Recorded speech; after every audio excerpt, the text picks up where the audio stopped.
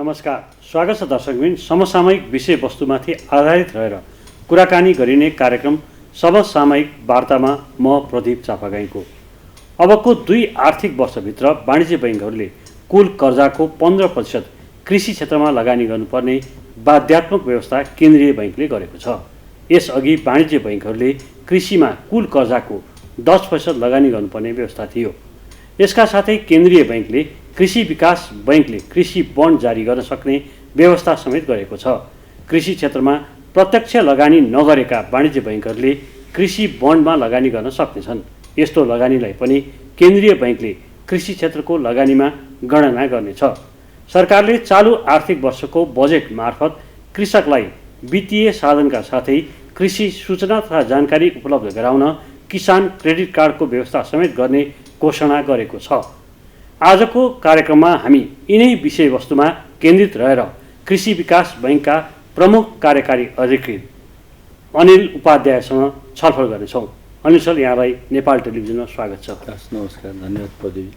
जस्तो सरकारले जुन अहिले केन्द्रीय बैङ्कले यो आगामी 2 आर्थिक वर्षभित्र 15% पुर्याउनु पर्ने जुन कुल कर्जाको कृषि क्षेत्रको भनेर भनेको छ, अब कसरी चाहिँ यहाँहरू कृषि क्षेत्रमा लगानी गर्दै हुन्छ? यहाँहरू त लिडिङ बैङ्क कृषि क्षेत्रको के छ? यो अहिले भर्खरै नेपाल सरकारको बजेटले कृषिलाई प्राथमिकता दिएको र केन्द्रीय बैङ्क नेपाल राष्ट्र बैङ्कले मौद्रिक नीति मार्फतबाट पनि अबको 2 वर्ष भनेको 2080 सम्ममा हामीले कुल कर्जाको 15% को हिस्सा चाहिँ कृषिमै चाहिँ हुनुपर्छ भन्ने बाध्यात्मक व्यवस्था गरेछ। अरू पनि सेक्टरलाई समेटेको छ।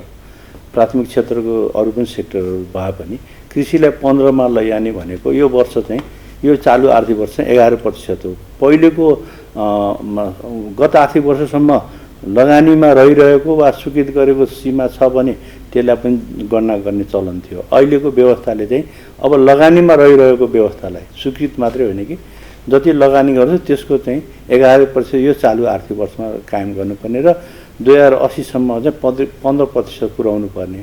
अब यो बाध्यात्मक व्यवस्था प्राथमिक क्षेत्रमा जानुपर्ने, कृषि अर्थतन्त्र बलियो बनाउनु पर्ने, आयातलाई प्रतिस्पर्धा गर्ने, रोजगार र स्वरोजगारलाई चाहिँ हामीले वृद्धि गर्नुपर्ने वा त्यसमा आत्मनिर्भरता पनि सँगसँगै लैजानुपर्ने, सबै दृष्टिकोणले कृषिलाई छोड्नुहुन्न भन्ने राज्यको नीति पनि भएर यसलाई चाहिँ अब कसरी जाने भनेर चाहिँ एउटा ठुलो छलफलपछि केन्द्रीय बैङ्कले चाहिँ अब यो जति ग्याप छ आफूले गर्न नसकेको वाणिज्य बैङ्कहरूले अहिलेको लागि पहिलो चरणमा चाहिँ क वर्गको वाणिज्य बैङ्क मध्ये जसले गर्न सक्दैन उहाँहरूले चाहिँ एउटा चाहिँ बन्डको मार्फतबाट भने चाहिँ ऋणपत्रको मार्फतबाट त्यो हिस्सा चाहिँ खरिद गर्ने। त्यो पाएपछि कृषि विकास बैङ्कले आफ्नो प्लानमा दीर्घकालीन रूपमा कृषिलाई नै प्राथमिकता दिएर जाने कुरालाई स्रोतमा निर्भरता भएपछि कार्यक्रम गर्न पनि सजिलो हुने भयो।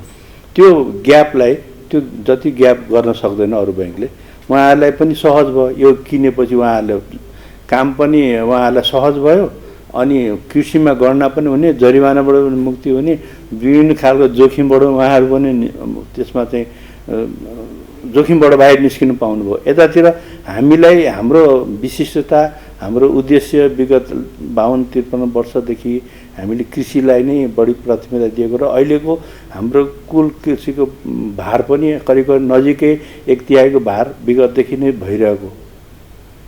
अब वाणिज्य बैङ्कको रूपमा भए पनि हामीले कृषिलाई नछोडेको हाम्रो पूर्वाधार पनि, हाम्रो जनशक्ति पनि, हाम्रो अनुभवले पनि यो क्षेत्रलाई लिड गर्न हामीले अति सजिलो हुन्छ। अरू बैङ्कलाई त्यति सजिलो नभएको हुनाले यो पटक चाहिँ कृषि विकास बैङ्कलाई लिड गरेर बन्डहरू जारी गर्ने, यसले लङ टर्मका कृषिका परियोजनाहरूमा ठुल्ठुला परियोजनाहरूमा जाने भयो। यतातिर प्राथमिक डिप्राइभ सेक्टर पनि समेट्ने भयो। यता लघु उद्यम जो छन् उहाँहरूको जुन चाहिँ एउटा चाहिँ उद्यमशीलता कृषिमा आधारित उद्यमशीलताको सेक्टरमा पनि जाने सेक्टरको लागि पनि यो स्रोतले चाहिँ सपोर्ट गर्ने भयो। स्रोत व्यवस्थापन भएपछि कार्यक्रम बन्छ, कार्यक्रम भएपछि कार्यान्वयनमा आउँछ। अब सुरुको अहिले कोभिडले गर्दा अहिले हामी हट्ट केही कुराहरूलाई आजको भोलि नै गर्न सकेनौँ।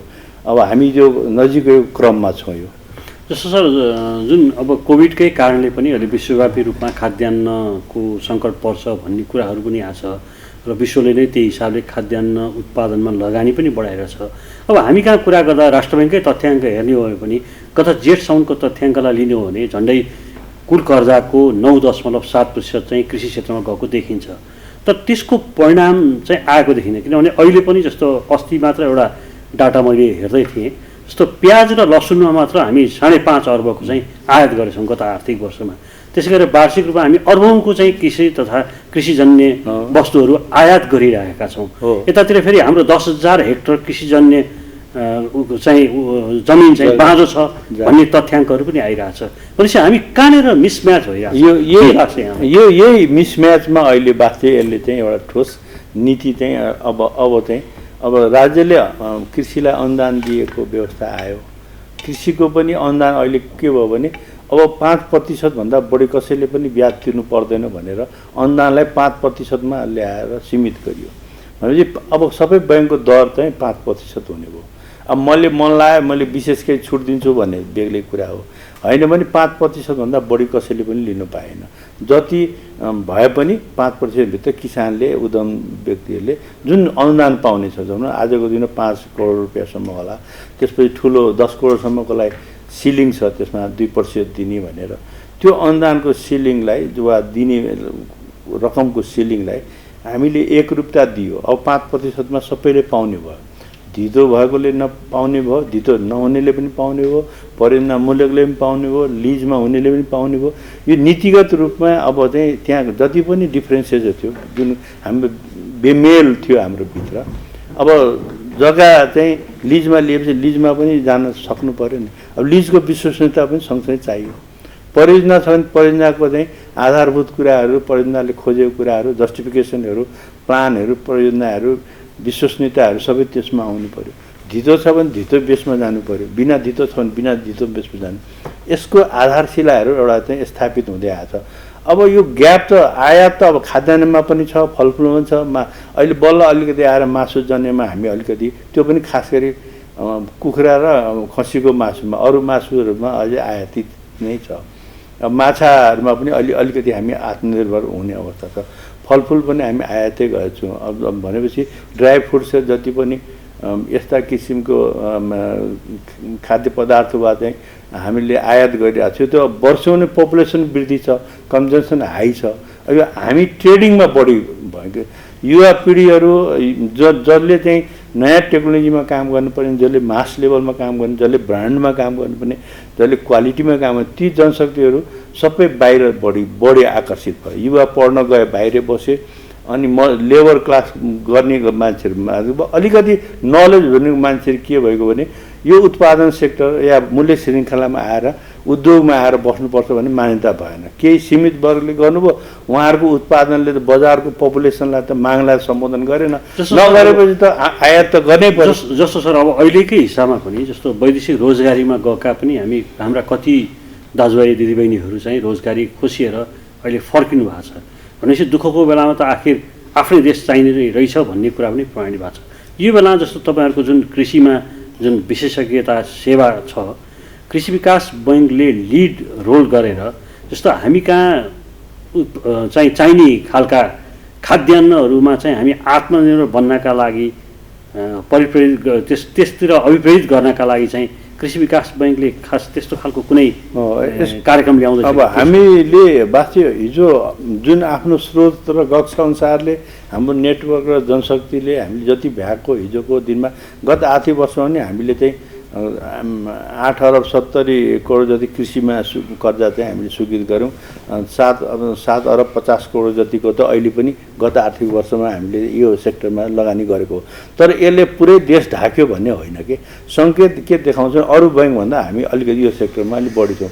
यो पूर्वाधार जनशक्तिको ब्रान्चको नेटवर्कले अब हामीले केही सीमित शाखाबाट देशको सबै पपुलेसनभन्दा पनि सम्बोधन गर्ने कुरामा अब हामी नेतृत्व जानुपर्छ, अलि फड्को मार्नुपर्छ, अलि एग्रेसिभ भएर जानुपर्छ।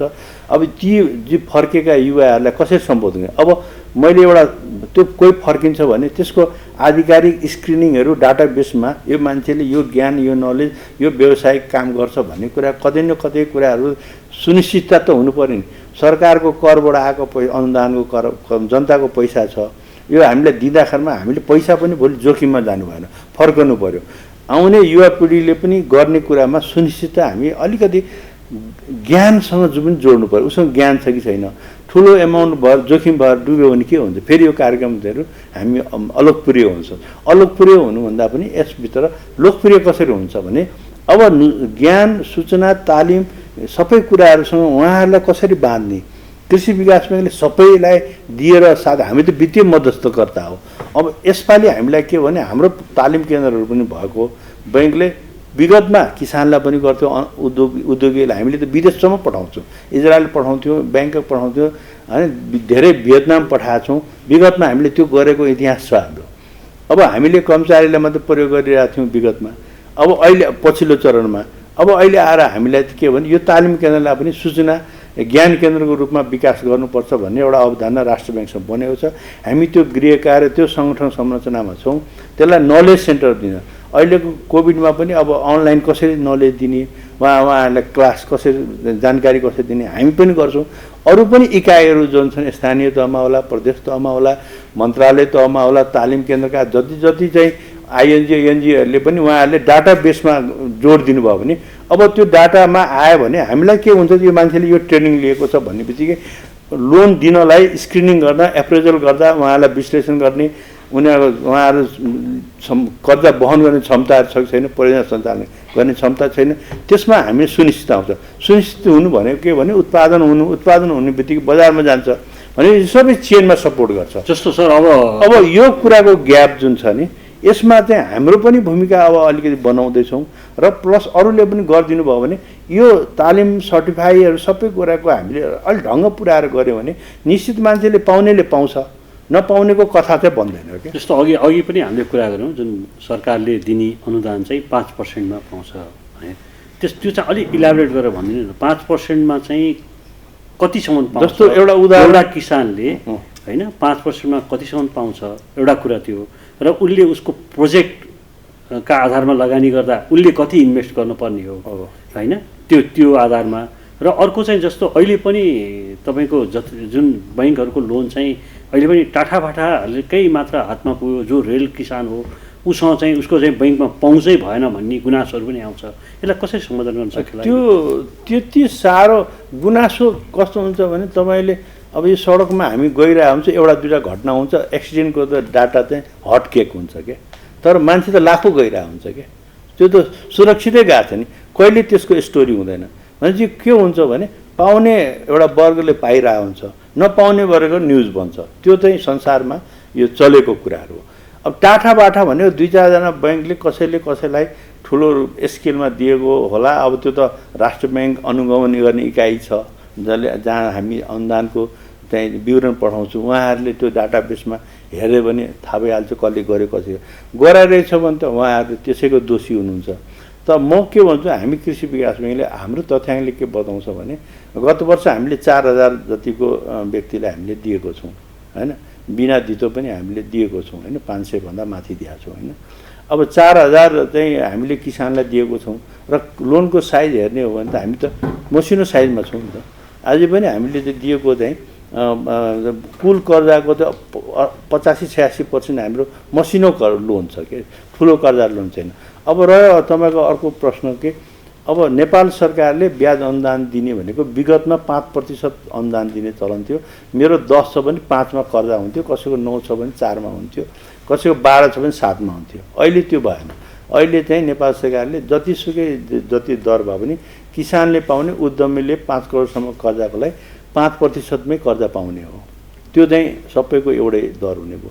त्योभन्दा माथिको कसैको छ भने त्यहाँ अनुदान दिने कुरामा सरकारले 12 छ भने त्यहाँ 7% अनुदान नपाउने व्यवस्था लाग्छ मलाई, किनभने त्यसमा अब हामी 9% छ हामीले दिइरहेको छौँ भनेपछि हामीलाई त दिनलाई त समस्या भएन 5%मा, किन त्यही भित्र पर्ने भयो। मागेर पाउने भन्दा पनि त्यसले देखाउन सक्नु पर्यो। अब रह्यो ती वर्गलाई त्यो ज्ञान चाहिँ छैन, डकुमेन्ट कसले बनाउने, त्यो प्रोजेक्ट कसरी एनालाइसिस उसले बनाउने, त्यसमा त्यो ल्याकिङ छ। स्किल छ, काम गर्ने जाँगर छ, तर डकुमेन्ट बनाउने त्यस्तो कुरामा हामी वित्तीय साक्षरता मार्फत बैङ्कहरूले तालिम दिएर गर्ने चाहिँ एउटा आधार छ। अब सबै त्यही मात्रै गरेर हिँडे पनि भ्याउँदैन। यही तारतम्यहरू हामीले अलिक सहज बनाउने, अब हामीले कृषि ब्याङ्कले पनि अलिकति त्यसलाई अलिकति कसरी चाहिँ जोड्ने, अरू साथी अरू इकाइहरूले स्टेकहरू जो तालिमसँग जोडिनु भएको छ, जसले यस्ता कार्यक्रमलाई सरकारको कार्यक्रममा सहयोग गर्ने मन्त्रालय विभागसँग जोडिएको हुनुहुन्छ, ज्ञान केन्द्र छ, तलको स्थानीय तहमा छ, प्रदेश तह, यी सबै कुराले हामीले मिलाउन सक्यौँ भने नलेज पनि हुने। जस्तै स्थानीय तह भने गाविसले ट्रेनिङ दिनेलाई पाटो मिलाउँदै आफ्नो पपुलेसनको, आफ्नो जग्गाको, आफ्नो एरियाको एक्सपर्टिजलाई त्यसका आधार फलफुलको छ भने फलफुल तालिम दिनु पऱ्यो नि त।